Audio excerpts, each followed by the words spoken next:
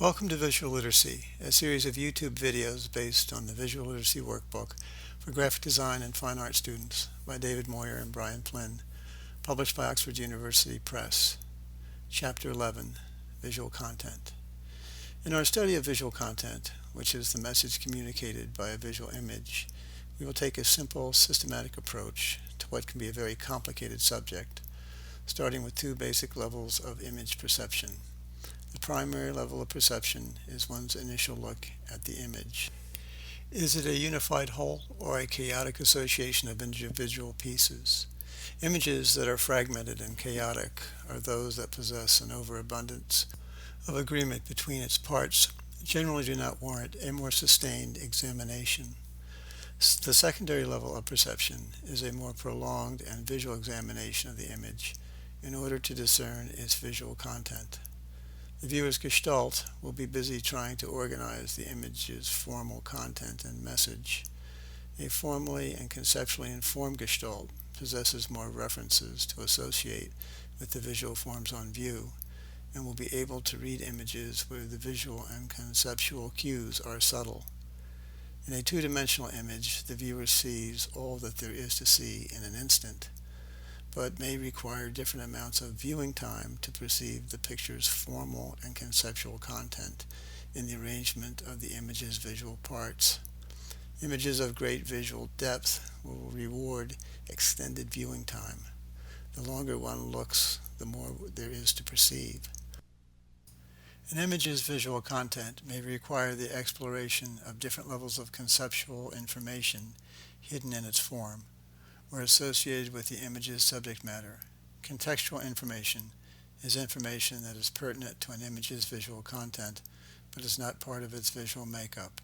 It may be found in an image title, or religious, cultural, historical, environment, or architectural situation, be it in a building or in a book. The association of visual form with the contextual information may provide the ground for synergy between the two types of information, further enhancing the viewer's understanding of the image's visual content. The two hands graphic is an image of high value contrast. The black figure represents two abstracted, stylized human hands, seen from an overhead view with thumbs joined and index fingers nearly touching. The two flattened black forms organize the white ground between the hands' joined thumbs and closely place index fingers into the shape of a stylized human heart. The highly contrasting figure-ground relationship makes the hands, then the heart, immediately perceivable by the viewer. We associate the abstracted, stylized image of a human heart as a sign of affection. A wedding invitation provides the architectural context for this graphic, specifying the type of affection to be romantic love. All of this information is quickly perceivable, requiring but a second's worth of viewing time. Ia Orana Maria by Paul Gauguin is rich in complementary color relationships and flattened abstracted form. The illusion of three-dimensional space is compressed through the use of alternating horizontal bands of cool and warm hues. The dark, cool green of the foreground is complemented by the Virgin's warm red sarong. The middle ground spatial planes, rather than receding the illusion of deep space, are pushed forward in space by their yellow-green and yellow hues before cooling to dark blue-greens to form the mountains in the distant background. The abstracted foliage is repeated on the clothing of the painting's inhabitants. The picture's compressed illusion of three-dimensional space, in combination with its flattened, abstracted shapes, creates a sense of pattern in its forms, making the scene less immediate in its perception by the viewer. More viewing time will be required to understand the spatial illusions and the figures that inhabit them. In addition to the picture's flattened space, the painting exhibits a strong asymmetry in its horizontal balance and is less typical in the portrayal of the Virgin Mary with the Christ child, which more often is depicted in a formal, symmetrical balance. This, along with the barely perceivable angel in the upper left quadrant of the picture, will reward extended time in the viewing of this image. Geometric composition 1 is composed of curvilinear and rectilinear geometric forms that are given their shape by two line thicknesses or weights.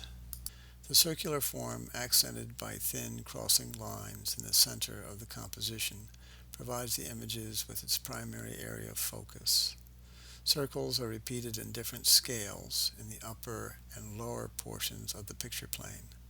Triangular-shaped parts of the large form are repeated in diagonal opposition to one another in the upper left and lower right quadrants of the picture plane.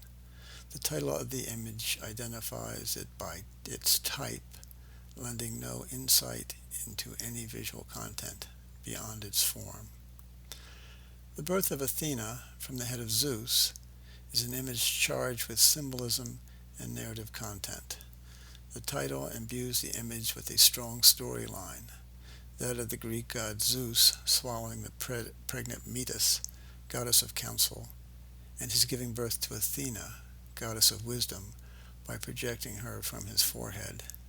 The image's contextual information provides the viewer's gestalt with recognition cues, allowing one to anthropomorphize the main form into the symbolic figure of Zeus containing Metis. The progression of large circles to small in the upper left-hand quadrant represents the abstracted narrative action of Athena's birth.